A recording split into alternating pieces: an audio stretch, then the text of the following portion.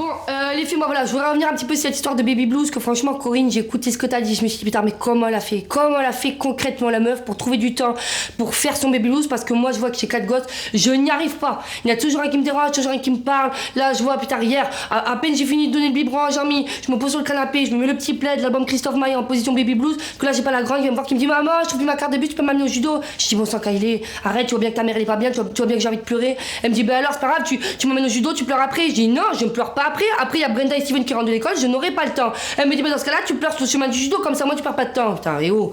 Et je me retrouve du coup à aller au judo, avec les larmes qui coulaient, que j'ai failli rater un feu rouge à cause de ça. Et j'ai dit à Gérard, bon, Gérard, à mon avis, stop, je suis désolée, il faut qu'on s'organise, que je trouve le temps, enfin, de faire mon baby blues, comme ça, après, on n'en parle plus.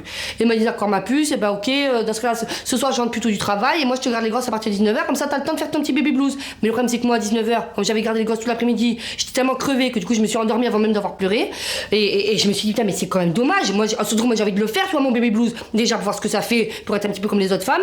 Et puis ensuite, parce que c'est bon, je me dis, sinon, si je devais pas, genre, je vais péter un câble. Et tous les voisins, ils vont dire quoi? Ils vont dire, ah, c'est la faute qu'à 4 gosses qui a pété une durite. Alors, qui dit que c'est la faute qu'à 4 gosses, ça, je veux bien, moi, j'aime bien. Mais quand ils me disent la faute qu'à 4 gosses qui a pété une durite, ça, non, ça, je veux pas. Donc là, ce que j'ai fait, je commence à repérer dans mon planning quand c'est que j'ai un petit créneau de dispo. Et en fait, moi, je suis bien dispo de 2h30 du matin à 5h.